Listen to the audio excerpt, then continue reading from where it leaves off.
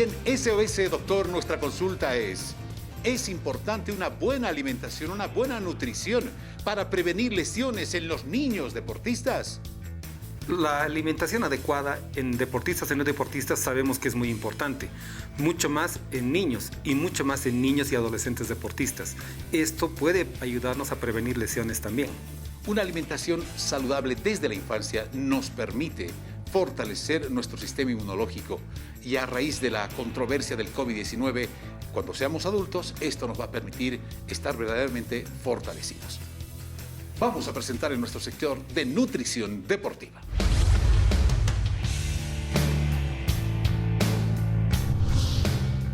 Y en nuestro sector de nutrición deportiva queremos darle la bienvenida al doctor Boris Calle, que nos está acompañando en este momento. Él es médico nutriólogo. Doctor, bienvenido. Gracias, César. Un saludo a todos nuestros televidentes y acá estoy encantado de poder resolver sus problemas en nutrición deportiva. Bienvenido, Boris. Quisiera preguntarte al respecto de proteínas y carbohidratos. Los carbohidratos son la gasolina para hacer ejercicio y las proteínas las necesitamos para formar músculo. ¿Cuáles serían los mejores carbohidratos y proteínas y cuál sería su principal función en el desarrollo en la infancia? Mi querido Nils, los carbohidratos son muy importantes, tú lo has dicho, dan la energía suficiente para que el niño pueda desarrollarse adecuadamente, crecer, aumentar en estatura también, pero también hay que considerar que el niño es deportista, ¿no? Entonces necesita la cantidad de energía suficiente para desarrollarse como deportista también. Ahora, si vamos a tocar el tema de qué carbohidratos son los más aconsejables, lo ideal sería tener una dieta de carbohidratos de cadena pesada, cereales y tubérculos, que tengan una buena cantidad tanto en las comidas mayores, que podría ser el desayuno, el almuerzo y la cena, y tratar de direccionar, si vale el término, los carbohidratos de cadena ligera dependiendo de la actividad deportiva del niño, ¿no? Doctor, hablemos de la importancia de la hidratación, pero y sobre todo, fundamentalmente, hablando de niños, y cómo podemos mencionar, desarrollar, aconsejar una adecuada hidratación en los niños deportistas. Una adecuada hidratación corresponde también a la cantidad de... Depende mucho de la transpiración en un punto determinado durante la práctica deportiva, ¿no? Lo que tenemos que evitar es llegar a estar completamente deshidratados y tratar de compensar con grandes sorbos de líquido. Se debe hidratar de manera adecuada en pequeños sorbos para no llegar a tener sed, si vale el término. Boris, sabemos muy bien que la alimentación tiene que tener ciertos horarios en la vida, más o menos 5 comidas al día para deportistas y no deportistas. Esta pandemia nos ha cambiado un poco.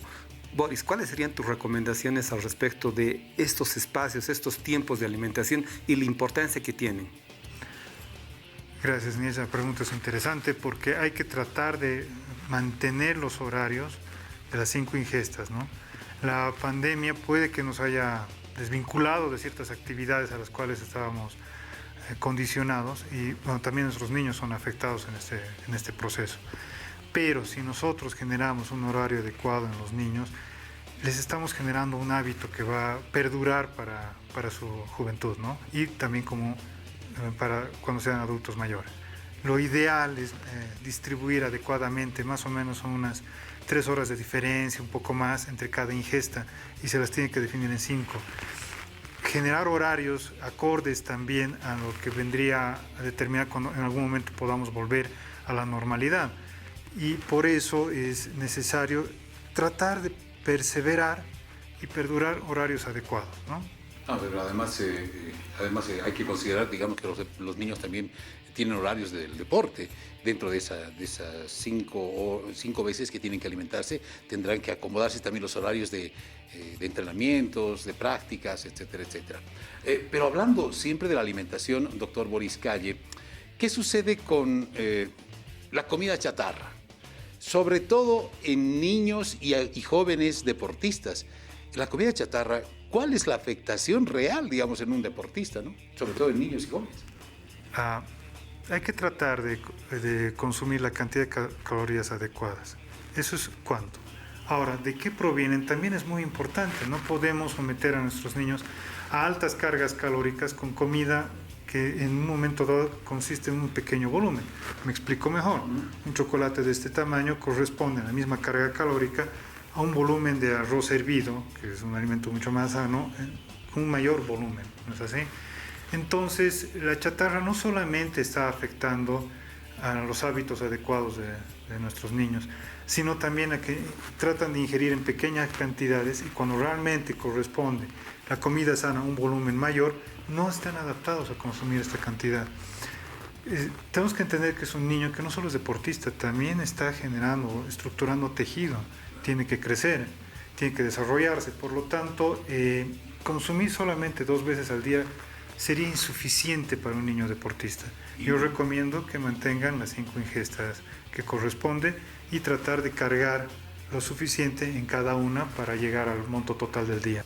Para tener un contexto más general de la nutrición en niños y adolescentes, hay papás que quieren dar vitaminas, proteínas extras a los niños, pero considerando que tenemos un niño sano, que se alimenta bien en casa, ¿está dentro de tus recomendaciones o es aconsejable dar una alimentación diferente con multivitaminas, pastillas, proteínas extras? Mucho depende del caso, ¿no? Tenemos que evaluar que el hábito de los padres de tratar de dar multivitaminas a los niños y compensar posiblemente una mala nutrición no es en sí lo más adecuado. Cualquier galeno o colega mío no va a recetar multivitaminas por más de 1 mes o 3 meses. Se corre el riesgo también de llegar a toxicidad. Hablaremos un poco de la vitamina K, E, D, A, que son liposolubles y por eso también pueden llegar a depositarse por mayor cantidad como también por mayor tiempo en el cuerpo. Podemos llegar a niveles tóxicos si no llegamos a tener una guía adecuada en cuánto tiempo puede mi hijo llegar a tener el consumo de multivitaminas. No se recomienda más de 1 o 3 meses dependiendo del caso. Siempre hay que optar por lo más natural y una alimentación mucho más equilibrada va a poder compensar cualquier falencia. Para ser concretos, podemos decir entonces que un niño sano no debería tener ninguna alimentación extra. Un niño que tiene algún déficit, el profesional de salud podrá tal vez recetar alguna proteína o multivitamina por 1 o 3 meses como máximo. Sí, es así. Se tiene que basar siempre en alimentación sana. No se olviden que no solamente estamos tratando de compensar la necesidad del niño para hacer deporte y crecer, sino también que le estamos generando hábitos. ¿Cuál debería ser una adecuada alimentación para un niño o un joven que ha sufrido de COVID pero que es deportista? Habría que evaluar si no hay secuelas previas en el niño, ¿no? que haya dejado la enfermedad. Necesitamos regenerar tejido y reestructurar en un punto determinado con una buena alimentación. Sí, es necesario, pero eso se evalúa independientemente. Muchas gracias, Boris, por todos los aportes en el tema. Podemos concluir entonces de esta entrevista de que la nutrición es muy importante en el desarrollo. Es muy importante producir esos hábitos desde niño para que cuando sea adulto pueda tenerlos permanentemente. No olvidemos que un niño sano no necesita precisamente de nutrientes extras, ni de pastillas, ni de comprimidos, ni de otros polvos. Y una buena alimentación siempre va a prevenir una nueva lesión.